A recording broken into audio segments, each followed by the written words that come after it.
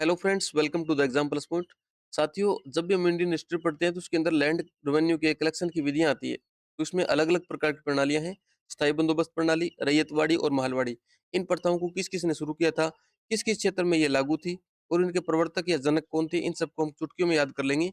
आज के बाद आपको कभी भी इन तीनों विधियों के अंदर कंफ्यूजन नहीं होगा, ऐसा मेरा दावा है। तो चलिए दोस्तों, आज की छोटी सी क्लास को शुरू करते हैं। सबसे पहले इनका ओवरव्यू ले लेते हैं कि इन विधियों को किस किस ने शुरू किया था और कहाँ कहाँ पर ये लागू थी। दोस्तों, सबसे पहले बात करूं मैं स्थायी बंदोबस्त प्रणाली। तो स्थायी बंदोबस्त प्रणाली को लॉर्ड कॉर्नवालिस ने शुरू किया था। रैयतवाड़ी को दोस्तों थॉमस मुनरो ने शुरू किया था। महलवाड़ी को दोस्तों होल्ड मैकेंजी ने शुरू किया था। तो ऐसे तो दोस्तों किताबों में लिखा होता है, हमारे क्लास में अलग क्या है, हम दोस्तों इनको याद करेंगे, अलग यही बात है। दोस्तों, सबसे पहले बात करते हैं स्थायी बंदोबस्त प्रणाली की। दोस्तों, इसको याद करने के लिए कॉर्नवालिस को देखते हैं। कॉर्नवालिस में एक लाइन बोल रहा हूँ, बड़े गौर से सुनिएगा। कॉर्नवालिस करते थे पॉलिश, क्या करते थे दोस्तों? कॉर्नवालिस करते थे पॉलिश, यानी पुलिस व्यवस्था के जनक कौन थे दोस्तों? कॉर्नवालिस थे। कॉर्नवालिस करते थे पॉलिश, पॉलिश करके आदमी को बना देते थे स्थाई आईएएस। क्या बना देते थे? स्थाई आईएएस। तो दोस्तों, स्थायी बंदोबस्त प्रणाली के जनक कौन थे? कॉर्नवालिस। और आईएएस व्यवस्था यानी कि सिविल सेवा के जनक भी कौन मान जाते हैं? कॉर्नवालिस माने जाते हैं। तो इस प्रकार से ये तीनों, पुलिस विभाग के जनक कौन है, यानी पुलिस व्यवस्था के जनक कौन है? कॉर्नवालिस है। स्थायी बंदोबस्त प्रणाली के जनक भी कौन है? कॉर्नवालिस है। आईएएस सेवा या सिविल सेवा के जनक भी कौन है दोस्तों? कॉर्नवालिस है। ये आपको याद रखना है। तो इस प्रकार से स्थायी बंदोबस्त प्रणाली के जनक कौन हो गए? कॉर्नवालिस। हमेशा याद रहेगा आपको, कॉर्नवालिस करते थे पुलिस, पुलिस करके आदमी को बना देते थे स्थायी आईएएस। याद रहेगा आपको, इस प्रकार से याद रह जाएगा। आगे बात करते हैं रैयतवाड़ी। दोस्तों, रैयत में एक शब्द आपको ध्यान रखना है, रैयत से मिलता जुलता एक शब्द है मैयत। और मैयत पर आदमी क्या करता है? रोता है। मैयत मानी मरा हुआ एक मुर्दा। और उस मैयत के ऊपर दोस्तों आदमी मरता है। आदमी मरता है तो उसके पीछे रोने वाले भी होते हैं। तो रोते हैं तो उसको कहते हैं अरे मत रो। क्या कहते हैं? रैयत मैयत मुनरो मत रो, मुनरो मत रो, रो मत। मुनरो क्या बोल रहे हैं? रो मत, मुनरो मत रो, मत रो मुनरो। याद रहेगा, रैयत पे मैयत, रैयत से याद रहेगा मैयत, मैयत को क्या कहेंगे? मत रो, मैयत मत रो। और यहाँ पर दोस्तों एक शब्द है महलवाड़ी या महलवाड़ी। दोस्तों, इसमें महल, महल के अंदर क्या होता है दोस्तों? होल होता है। होल को मेकिंग करते हैं, होल की मेकिंग करते हैं, तभी क्या बनता है? महल बनता है। Holt Mackenzie. याद रहेगा, होल को मेक करना है, बनाना है। होल, होल की मेकिंग करेंगे तभी क्या बनेगा दोस्तों? महल बनेगा। महल को बनाने के लिए सबसे पहले होल की मेकिंग करनी पड़ेगी, होल मेकिंग जी। आपको होल्ट याद नहीं रखना, होल याद रखना है, होल मेकिंग जी याद रहेगा। इस प्रकार से आपको तीनों जो व्यवस्था है उनके प्रवर्तक याद रह जाएंगे। दोस्तों, अलग अलग से इस प्रकार से अलग ये भी देख लेते हैं कि स्थायी बंदोबस्त प्रणाली है, ये 19% भाग पर थी। और रैयतवाड़ी है वो 51% भाग पर थी। महलवाड़ी है वो 30% भाग पर थी। अब प्रतिशत किसका प्रतिशत? जो दोस्तों, जो भूमि अंग्रेजों के अधीन थी ना, उसके प्रतिशत की बात कर रहे हैं। जो अंग्रेजों के अधीन थे, जिसे हम ब्रिटिश भारत बोलते थे, उस ब्रिटिश भारत के 19% भाग पर थी स्थायी बंदोबस्त प्रणाली, 51% भाग पर थी रैयतवाड़ी और 30% भाग पर थी महलवाड़ी।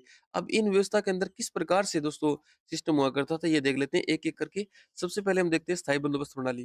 दोस्तों, स्थायी बंदोबस्त प्रणाली को जमींदारी व्यवस्था बोलते थे। क्या बोलते थे? जमींदारी व्यवस्था भी बोलते थे।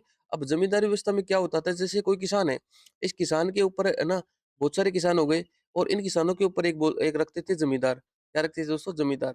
ये जमींदार क्या करेगा? अब इन किसानों से टैक्स वसूलेगा।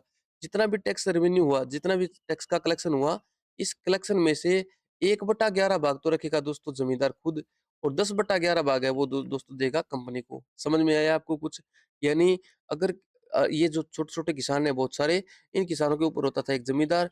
और जमींदार जैसे 11 कुंटल, जमींदार ने 11 कुंटल अनाज है वो इकट्ठा किया टैक्स के रूप में। 1 कुंटल तो खुद रखेगा, 10 कुंटल किसको देगा? कंपनी को। ये सिस्टम होता था। कुल वसूली का 10/11 भाग कंपनी को दिया जाता था और 1/11 भाग है वो जमींदार है खुद रख लेता था। और अगर जमींदार ने निश्चित समय में लगान नहीं वसूल पाया किसानों से और नहीं चुका पाया कंपनी को, तो उसकी ज़िम्मेदारी को रद्द कर दिया जाता था सूर्य के ढलने से पहले-पहले। इसे सूर्यास्त का नियम कहते थे। याद रहेगा। और इसमें जमींदारी व्यवस्था दोस्तों 1793 के अंदर लॉर्ड कॉर्नवालिस के द्वारा शुरू की गई थी। ये बात आपको ध्यान होगी। इसके अलावा क्षेत्र भी देख लीजिए, बंगाल, बिहार, उड़ीसा, उत्तर प्रदेश का वाराणसी और उत्तरी कर्नाटक भाग में जो ब्रिटिश भारत का लगभग 19% भाग था, उस पर ये व्यवस्था लागू थी। और इसमें जमींदारों को भूमि का स्थायी मालिक बना दिया गया था। जमींदार या राजस्व की जो टैक्स की रेट थी दोस्तों, वो हमेशा के लिए फिक्स कर दी गई थी। याद रहेगा आपको। पता चल गया जमीन स्थायी बंदोबस्त प्रणाली में क्या था। एक ज़मींदार ज़मींदार किसानों से टैक्स वसूलेगा, 1/11 भाग खुद रख लेगा, 10/11 भाग कंपनी को दे देगा।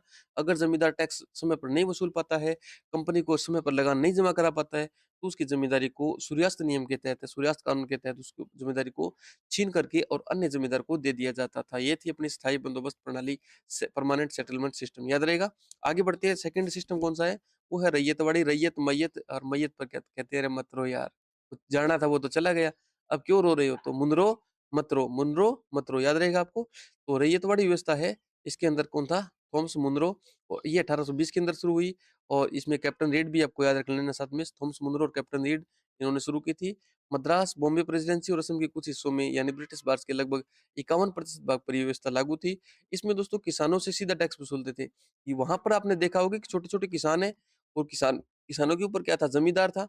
यहाँ पर ज़मींदार था और कंपनी है ना, वो ज़मींदार से टैक्स वसूलती थी और ज़मींदार है वो किसानों से टैक्स वसूलता था। लेकिन यहाँ पर क्या था, यहाँ पर अंग्रेज़ है ना, अंग्रेज़ इंग्लिशमैन है, अंग्रेज़ है वो सीधे किसानों से वसूलते थे। यहाँ ज़मींदार वगैरह नहीं होता था, बिचौलिया नहीं होता था, कोई बीच में नहीं होता था। तो आपको ये अलग विशेष ध्यान रखना है कि ज़मींदार या बिचौलिया इसके अंदर नहीं होता था। किसानों को सीधे भूमि का स्वामी बना दिया गया और राजस्व का जो टैक्स है वो गुणवत्ता और क्षेत्रफल के आधार पर 20 से 30 वर्षों के लिए वसूला जाता था और सीधे किसानों से टैक्स वसूला जाता था। ये पहले लाइन में देखो आप, ये व्यवस्था सीधे किसानों से वसूली की जाती थी। किसानों को रैयत बोलते थे दोस्तों, रैयत से यानी किसानों से सीधा टैक्स वसूला जाता था।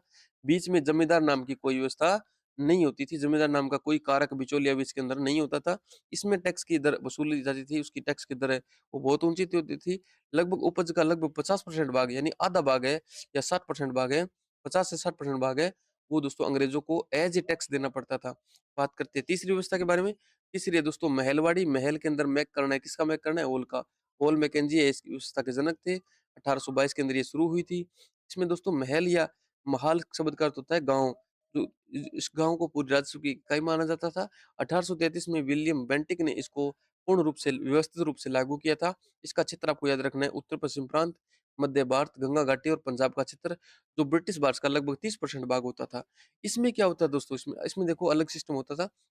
इसमें जैसे पूरा कोई गाँव है, ये एक पूरा गाँव है। इस गाँव के अंदर एक होता था मुखिया, गाँव का मुखिया, इसे एक व्यक्ति को जो दोस्तों मुखिया सेलेक्ट कर दिया जाता था। अब कंपनी है ना, कंपनी, कंपनी क्या करेगी? कंपनी मुखिया से टैक्स वसूलेगी।